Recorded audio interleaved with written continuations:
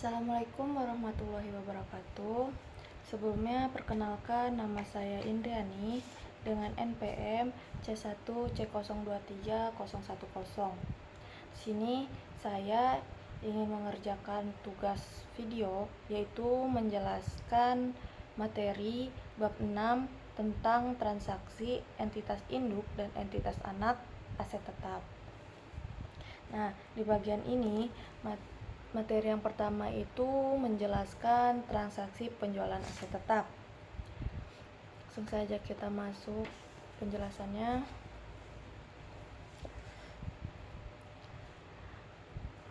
Transaksi penjualan aset tetap terjadi ketika entitas induk menjual aset kepada entitas anak atau sebaliknya.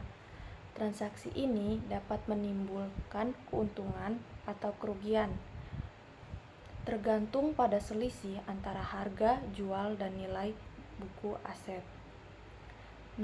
Namun dalam laporan konsolidasi, transaksi tersebut dianggap menghasilkan keuntungan atau kerugian sesungguhnya.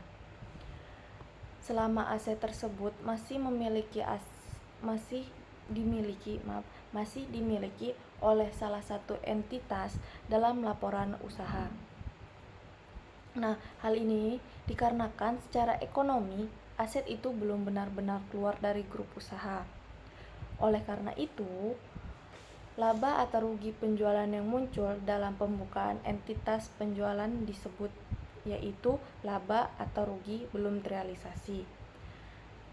Keuntungan atau kerugian ini harus dieliminasi dalam proses konsolidasi agar laporan keuangan mencerminkan keadaan keuangan grup secara wajar.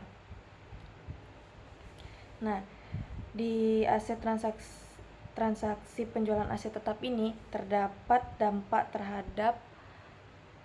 terhadap pencatatan entitas induk. Entitas induk ini yang menjual aset tetap kepada entitas anak. Entitas anak ini akan mencatat transaksi sebagai penjualan aset tetap dan mengakui keuntungan atau kerugian dalam laporan laba rugi individualnya. Namun, dalam laporan konsolidasi, keuntungan tersebut belum diakui karena penjualan belum benar-benar keluar dari grup.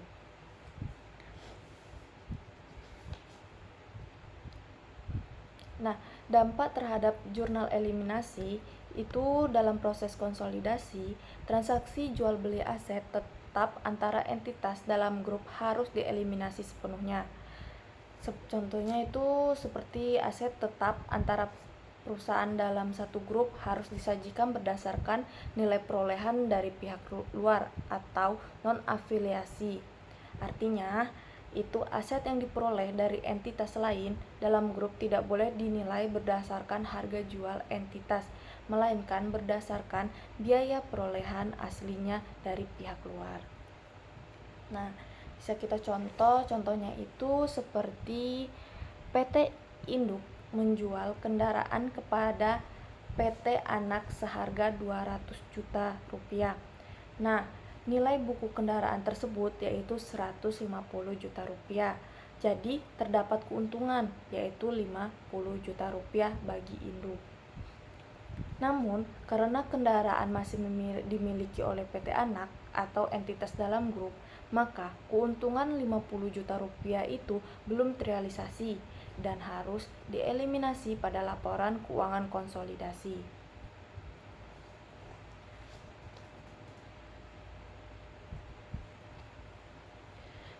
Kemudian kita masuk lagi ke transaksi penjualan aset tetap yang tidak disusutkan. Contohnya itu tanah. Penjelasannya itu seperti aset tetap seperti tanah termasuk kategori aset yang tidak disusutkan. Artinya itu nilainya tidak berkurang karena penggunaan, sehingga keuntungan atau kerugian dari penjualan tanah baru akan terrealisasi ketika tanah tersebut dijual kepada pihak luar non-afiliasi. Jika penjualan tanah terjadi antara entitas dalam satu grup, misalnya induk ke anak, maka laba dari transaksi itu belum dianggap laba sesungguhnya dan harus dieliminasi dalam laporan konsolidasi. Nah, contohnya itu seperti PT Palapa atau PTP memiliki 100 saham PT Samudra atau PTS.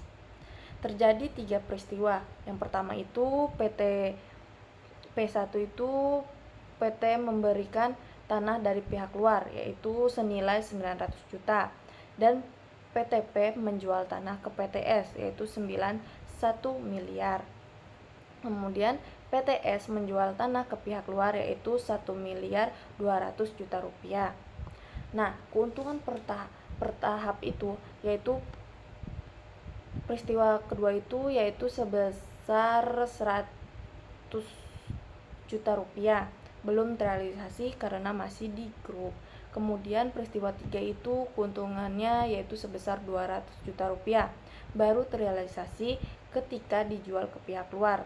Jadi, keuntungan totalnya yaitu 300 juta rupiah, baru benar-benar diakui setelah tanah dijual keluar dari kelompok usaha pada peristiwa yang ketiga. Nah, kemudian kita masuk ke transaksi hulu. Penjualan aset tetap tidak disusutkan. Transaksi hulu terjadi ketika entitas anak menjual aset tetap kepada entitas induk. Dalam hal ini, laba atau rugi yang diakui oleh anak belum dianggap terrealisasi secara konsolidasi karena pembelian induk masih berada dalam satu kelompok usaha. Oleh karena itu, keuntungan tersebut harus dieliminasi dari laba anak dalam konsolidasi.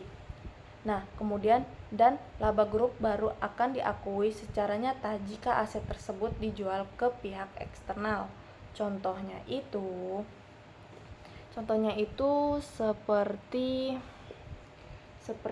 PT Andalas itu sebagai anak dan menjual tanah ke PT Nusantara itu sebagai induk. Tanah masih memiliki oleh PT Nusantara yaitu induk sampai akhir tahun, maka keuntungan yang diakui oleh anak harus dieliminasi dalam laporan keuangan konsolidasi karena belum terrealisasi.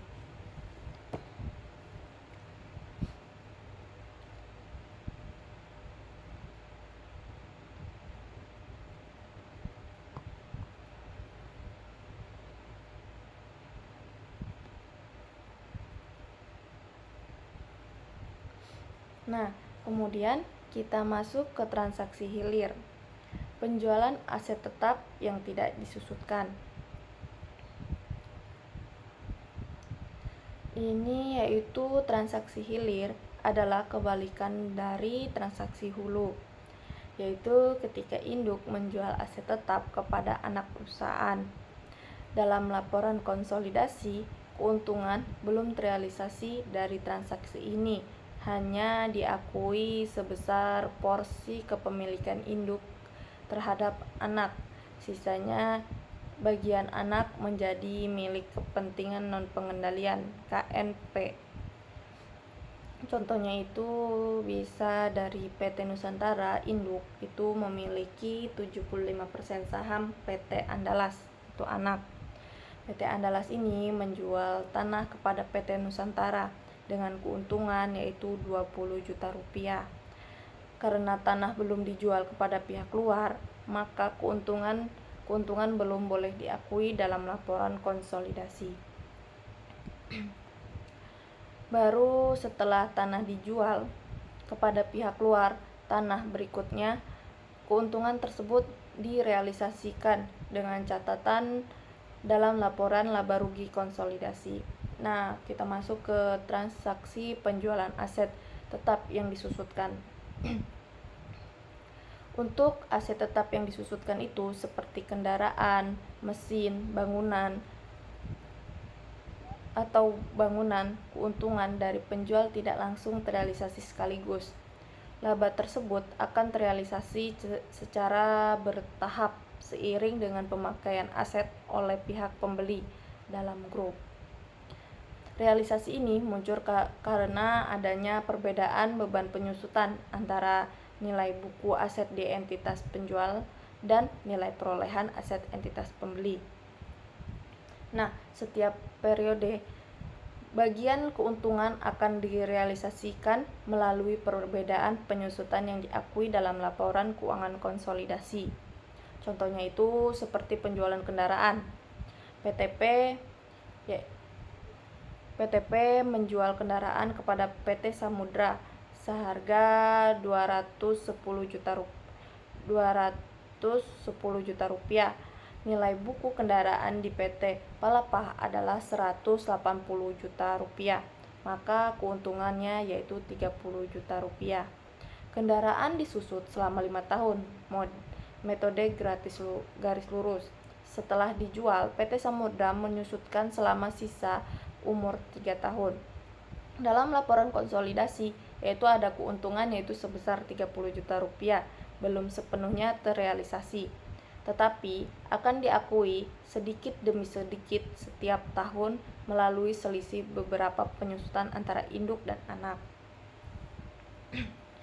Kemudian ada contoh penjualan bangunan.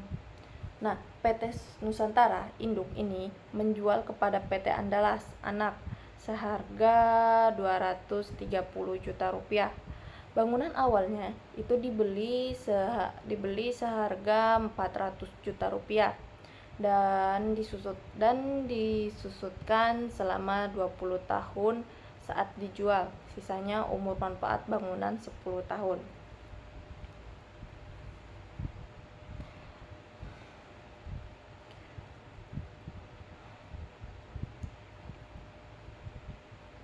Dalam laporan konsolidasi, keuntungan dari transaksi ini belum boleh diakui langsung.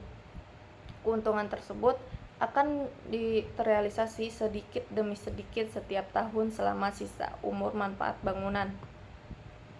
Nah, kita masuk ke contoh ketiga, yaitu penjualan peralatan atau hilir. PT Andalas anak menjual peralatan kepada PT Nusantara induk seharga 150 juta rupiah. Nilai buku peralatan yaitu 250 juta rupiah dan umur manfaatnya yaitu 5 tahun. PT Nusantara akan menyusutkan selama 2 tahun. Dalam laporan konsolidasi dalam laporan konsolidasi dilakukan eliminasi keuntungan antara entitas serta penyesuaian atas beban penyusutan dan akumulasi penyusutan agar nilai aset tetap mencerminkan harga perolehan sebenarnya dari pihak luar. Nah, kemudian kita masuk ke yang terakhir, yaitu prosedur konsolidasi. Dalam konsolidasi, laporan keuntungan setiap transaksi antara induk dan entitas anak harus dikoreksi dengan membuat jurnal eliminasi.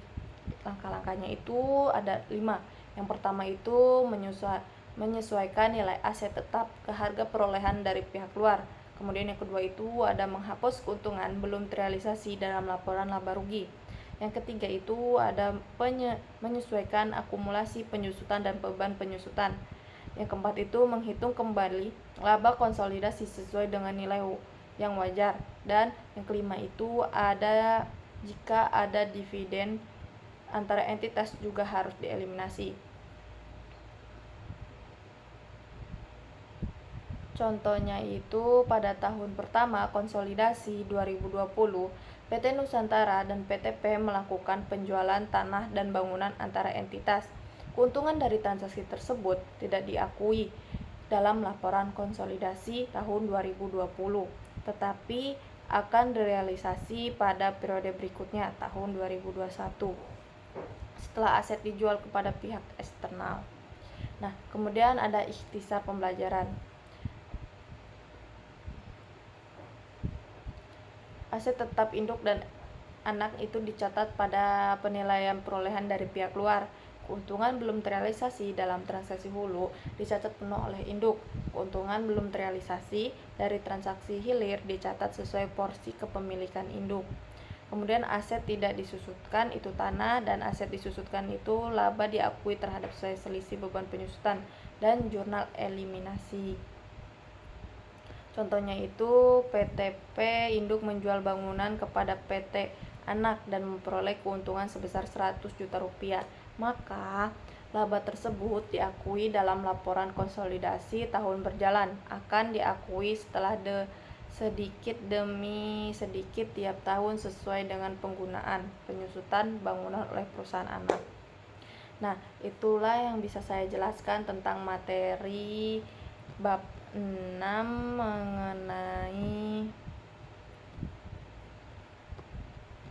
mengenai transaksi entitas induk dan entitas anak aset tetap.